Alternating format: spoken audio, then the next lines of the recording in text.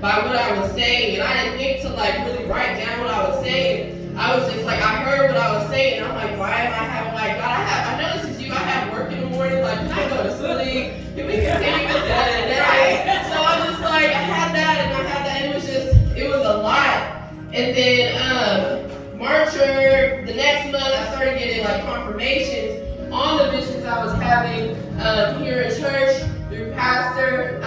And then I want to say about that April to August time, I felt like pushed. Like I felt really anxious in church and like restless, and I felt like I just didn't feel right, like sitting down. I felt like I needed to get up right at that moment and do something, but I didn't know what I was supposed to be doing. So I was like, I didn't feel right, and there was a lot of okay, God, I know that this is what you want me to do, but like, I've never done that. I was like, that's not, I didn't see that, and I know I told you to show me, and I know I can't be picky with what you showed me, because I asked for it, but like, I don't really know if this is it. But then the beginning of August, I kept hearing like, come forth, and then Pastor confirmed that to me as well. And then the push just got greater, and I started feeling like I just needed to do something like now. And then I got another confirmation, and that's how I'm here. So that's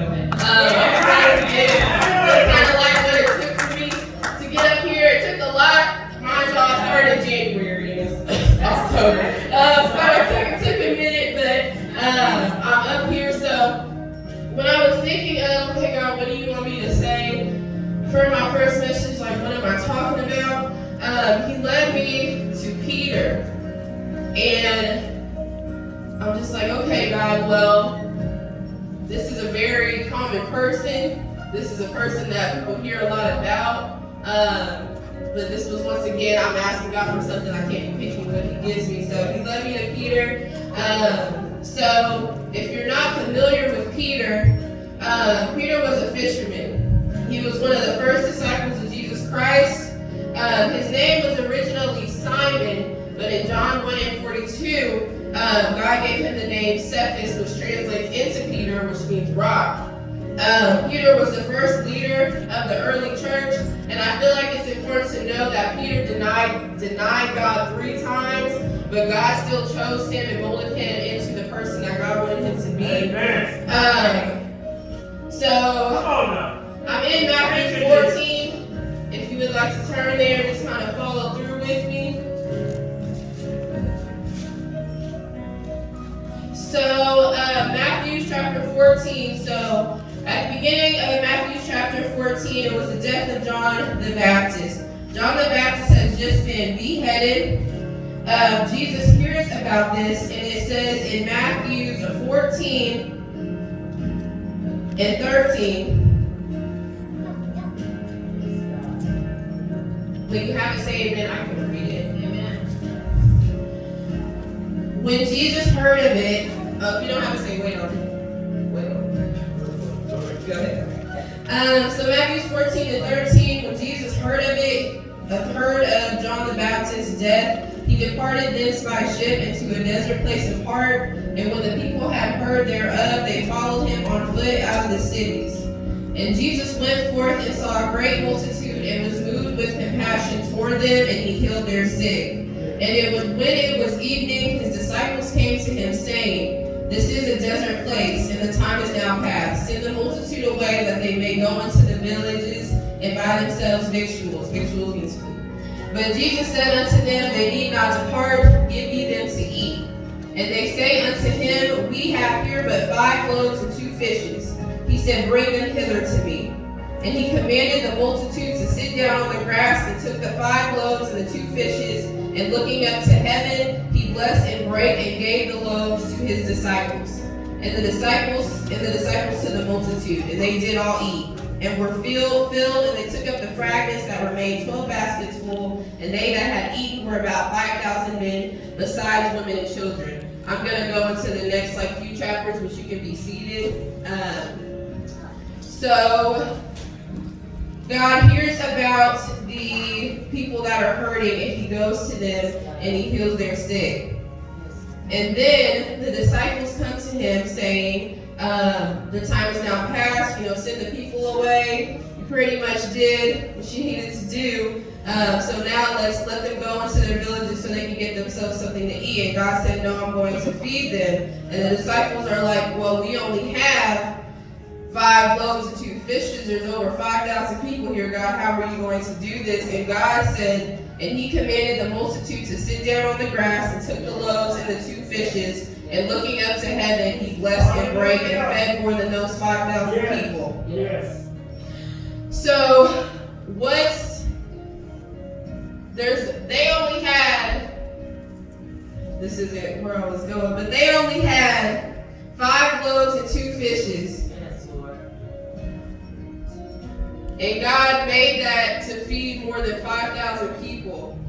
So God took the little thing that they had and made it bigger. Come on. It's a little thing. I'm telling God, I only know certain things. How am I supposed to preach and teach? How am I supposed to teach this word? How am I supposed to turn it into what you're telling me to turn it into, what you're showing me to turn it into? And he's just like, God just needed that bread and those 2 fishes, and he can turn it into something bigger. God has the power to do anything and everything. So there's no doubt that you should have that you're going into something, because we should trust and believe that God will get us through whatever we need to get through. All right. So I'll go ahead and go into the next one for Jesus walking on the sea. Matthew 14 and 22. And straightway Jesus constrained his disciples to get into a ship and to go before him unto the other side, while he sent the multitudes away.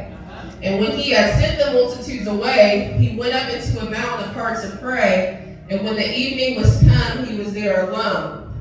But the ship was now in the midst of the sea, tossed with waves, for the wind was contrary. Yes. And in the 4th watch of the night, so 4th watch is about 3 to 6 in the morning, between 3 and 6, Jesus went unto them walking on the sea. And when the disciples saw him walking on the sea, they were troubled, saying, It is a spirit, and they cried out for fear. The thing that stuck out to me was that the storm happened and God met them in the storm. God went to them and met them in the storm. He didn't wait until, he didn't watch them from the mountain. He went to the mountain to pray and be like, okay, they'll get through it on their own. He met them in the storm to get them through that. So the disciples saw him, they're scared, says the spirit. Verse 27, but straightway Jesus spake unto them, saying, Be of good cheer, it is I, be not afraid. And Peter answered him and said, Lord, if it be thou, bid me come unto thee on the water. And he said, Come. And when Peter was come down out of the ship, he walked on the water to go to Jesus. So the storm's going on, so just picture yourself in a thunderstorm. We're on the boat. The boat, you have like a sense of security with that boat. Yeah. It's just like, okay, God, like I know the storm's going on, but I'm in the boat and it feels a little better on the boat. But if I take this step out, you asking me to walk on water, you're asking me to have that faith to take that step out. But I like the boat. I like being in the boat and I like my comfort zone. But the boat is the comfort zone. And if you don't step out of the boat, you cannot get what God has for you. So you need to get out of the boat and take that step.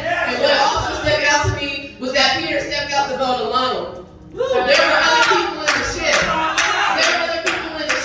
But Peter stepped out of the boat alone and he had to leave some people behind. There's some people that you may have to leave behind. When God wants you to step out on faith, when God wants you to start walking with him, when God wants you to start doing what he has for you to do, there's some people that you have to leave behind. You just have to be like, okay, if I leave you behind, that's okay because I know who I'm walking to. And if I get scared, I know that if I reach out and I ask God, save me, it says in the scripture, and he said, come. And when Peter was come down out of the ship, he walked on the water to go to Jesus. But when he saw the wind boisterous, he was afraid. And beginning to sink, he cried, saying, Lord, save me. And immediately Jesus stretched forth his hand and caught him and said unto him, O thou of little faith, wherefore didst thou doubt? You're going to step out of your comfort zone. You're going to get out of the boat. And you're going to get scared. And you're going to feel like, God, I can't do this. I had the faith at first and I thought that I could do what you're telling me to do. But I don't think that I can do this anymore. And as you start to sink, if you just say, God, save me, God will immediately reach forth and grab you and pull you out the water. He said immediately. He didn't wait until Peter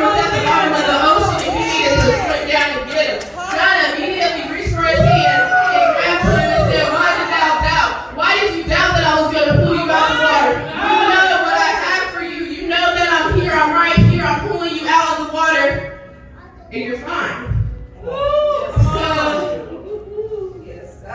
Peter got scared. Peter got scared of the wind. The wind got heavy. There's some waves in our life that may try to knock us down. We're walking with God, we're doing what we're supposed to be doing, but then that wave comes and it knocks us, and we start going down a little bit more. And then the rain gets a little heavier, and we start going down a little bit more. That lightning strike is pretty close, and we get a little scared, and we start going down a little more. But if you just realize that if you keep your eyes on Him, and just have faith that He has you, and He'll grab your hand no matter what. I hope that you just have that peace in the fact that when you're going through the storm, that no matter what, if you feel like God, they're telling me to take it one day at a time, but it feels like my day-to-day is real heavy lately. I feel like I had my head above the water for a little bit, things are going good, but then a wave comes and knocks me right back down, and I don't think I have this anymore. God said, if you just say, save me, if you just call on my name, I will immediately stretch forth my hand and pull you out the water. And then when they were coming to the ship, the wind ceased. Then that we were in the ship came and worshipped Him, saying, of a truth, thou art the Son of God. Me personally, if I went through this, I would back shit and be like, where was y'all at? Where was y'all at? I'm walking on the water by myself. Where was y'all at? So it's just so important to know that no matter what we go through, no matter what happens, no matter how high the waves may get, no matter how bad the storm may get, and the storm didn't stop as Peter was walking. It's important to know that the storm didn't stop. The storm was still going, but God still gave Peter that strength and that courage to keep going through and walking on the water. And then when he started to drown, we're going to start to drown, Peter called on God, and then God immediately reached His hand and pulled him out into the water. So no matter what you're going through, no matter what happens, no matter who you have to leave behind, and there's some people that you're like, I don't really mind if I leave them in the boat, but there's some people you really don't want to leave in the boat, and you want them to come with you and go on the walk with you, but some people you just got to leave them there. Amen. So, I pray that you just know that no matter what, God will give you the strength and the courage to step out of your comfort zone and do what He's calling you to do. And just know that no matter what happens, if you call on Him and you get scared and you feel like, God, I can't do this, I don't know if this is what I want to do. If you just call on Him, He'll immediately pull you out the water. All right.